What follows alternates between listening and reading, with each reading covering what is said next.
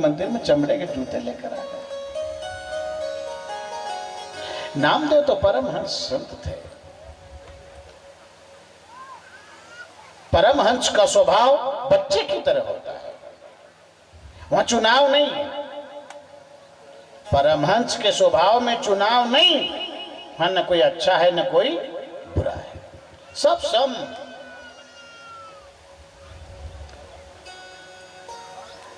नामदेव को जबरदस्ती अपमानित करके हाथ पकड़ के बाहर निकाल दिया। नामदेव ने कही कोई बात नहीं, बुरा भी नहीं लगा, भगवान तो हर जगह है। मंदिर के पीछे चले गए, वहां भजन करने लगे। तो मंदिर को मुंडो घूम कर नामदेव की तरफ चले गए।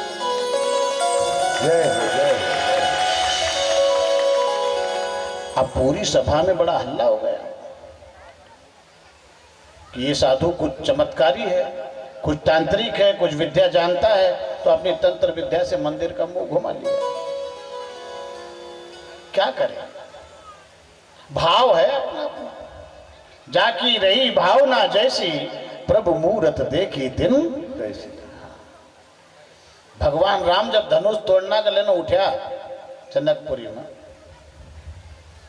तो सब राजा महाराजा लोग हंसी उड़ाने लगे कि ये दूध मुआ बच्चा ये धनुष तोड़ेगा, जिसको सहस्त्रों राजा ने एक बार उठाने का प्रयास किया तो भी तिल भर धनुष नहीं हटा।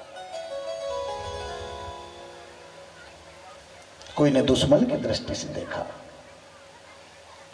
और किसी ने कहा कि ये कोई साधारण पुरुष नहीं है, इनके मुख मंडल पर इतनी आभा और उतना तेज, ये कोई साधारण पुरुष नहीं है, ये तो साक्षात ब्रह्म का अवतार है। अब चश्मा में कांच जसो लगे रहे नहीं, अब ये हमारा चश्मा में सफेद रंग को कांच है तो सब एक सरी दिख रहा है।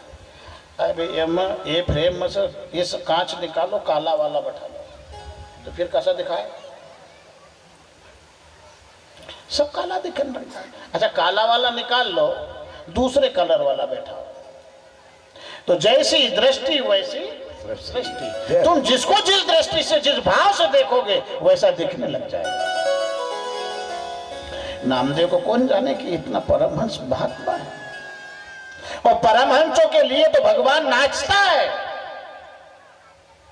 राईदास का घर तो जूता सिया, ढोर उकलिया भगवान ने। सेन भगत का घर दाढ़ी बना दी, कबीर का घर चरको चलायो। क्या नहीं कर सकता होगा? भगत की भक्ति में दम होना चाहिए। सहजो एक महाराष्ट्र में संत हो गए, तो भगवान आ गए, द्वार पे आकर खड़े भगवान। तो भगवान सहजो से कहे, सहजो अंदर आने का नहीं बोलेगी? नहीं, बाहर ही रहो। भगवान है, क्यों? बोले मेरे गुरु महाराज हैं, एक की जगह बैठने की है मेरे घर में, और मेरे गुरु महाराज बैठे हैं, मुझे तुम्हारी कोई आवश्यकता नहीं है। अरे तो सबरिया सहजो आने का तो बोल, मैं जमीन पर बैठ जाऊंगा।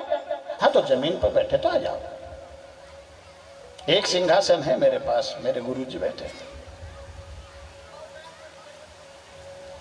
सहजो कुछ मांग ले, मैं जब भी जिसको मिलता हूं तो कुछ न कुछ देता हूं, तू भी कुछ मांग। नहीं भगवान, मेरे को तो कोई जरूरत नहीं है, मेरे गुरु महाराज है मेरे पास। मांग। बोले मेरे गुरु महाराज भोजन कर रहे हैं, आप पंखा डुलाओ उनके ऊपर। जय हो जय। सहजों के गुरु महाराज के ऊपर वो पूर्ण ब्रह्म परमात्मा हवा दे रहा है, और सबरी को हृदय से लगा लिया सहजों को। धन्य है सहजो तेरी गुरु भक्ति को। जो गुरु की भक्ति करते हैं, गुरु में ही परमात्मा प्रकट होता है। गुरु कोई दूसरा थोड़ी है।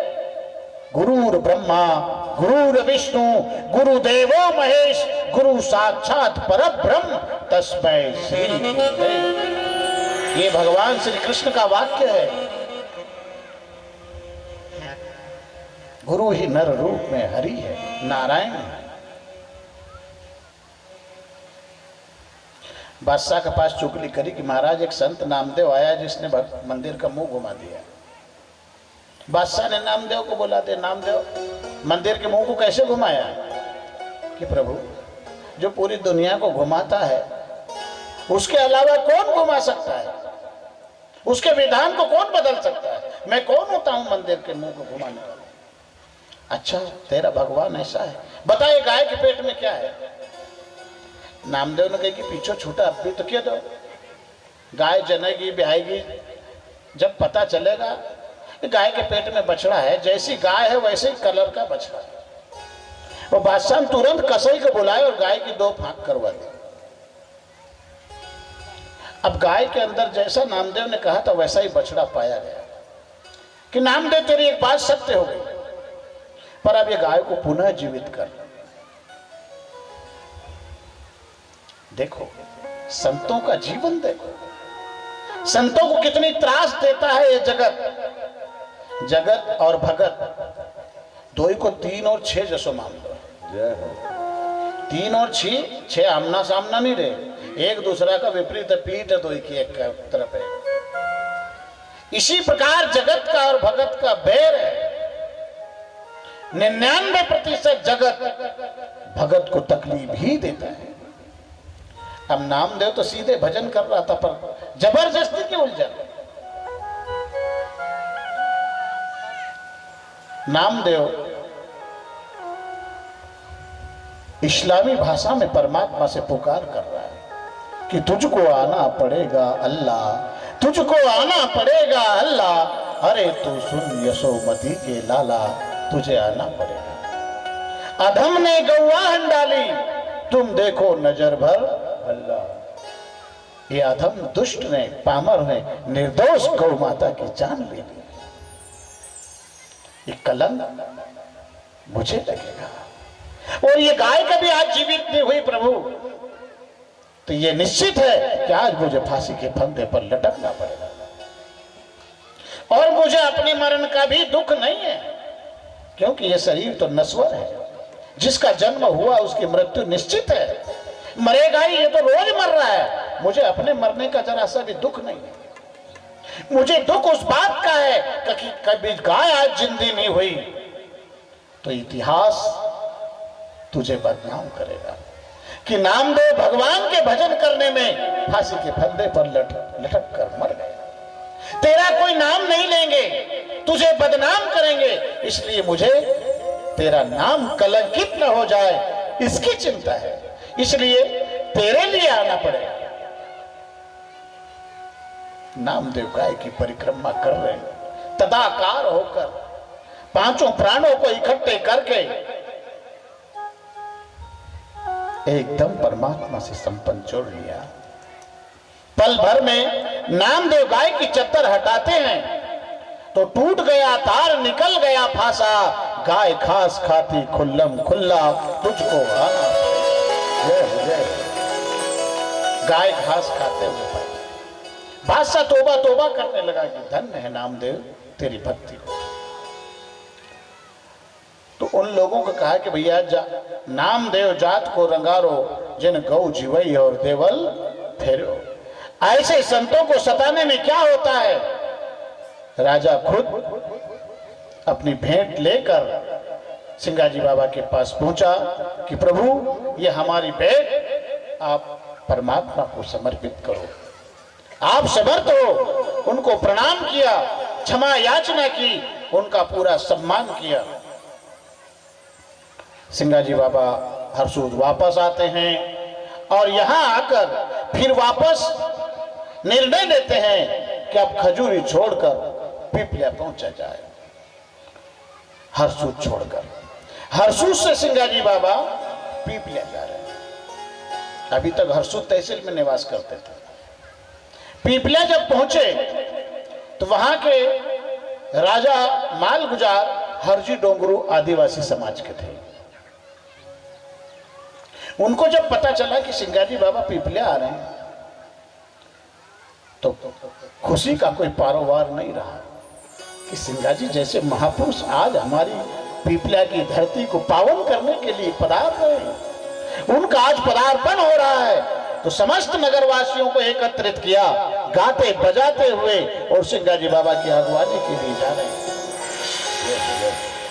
बड़े ही विनम्र भाव से सिंगाजी बाबा को आदर के साथ अपने पीपला ग्राम की सीमा में लाए और शाम को 4 बजे उनके बड़े भाई लिम्बाजी उनने सिंगाजी बाबा को टहल फरमाई। उनने धन को जंगल में ले गए कि भैया अपना नई जगह में आया है, इनका लिए कई आसरो खूटा अडवाला कर लीजिए। तो सिंगाजी बाबा उधर गए और सिंगाजी बाबा यहां दर खोदना करने लगे। तो कट्यो गिंडोलो भयो टुक दोई, स्वामी का मन में करुणा आई। दिग दिग ये संसारा, महापापी मन क्या उतारा। झाड़ भीड़ काट निकंदन करे और कितना जीव न को भक्षण करे। झूठ साथ से करे वह पारा, पापी पिंड नहीं भजे मुरारा। दंड पाखंड कर मांगे भी कर, दया दीनता काहू को नहीं लेखे। चोरी नारी पर राखे भाव, और जो जग कारण खेले दाव। ऐसी कई जो बाकी, और दियो खनी तो हाथ से सिंगाजी बाबा का हाथ से दर खोदना में एक गिडोलो कर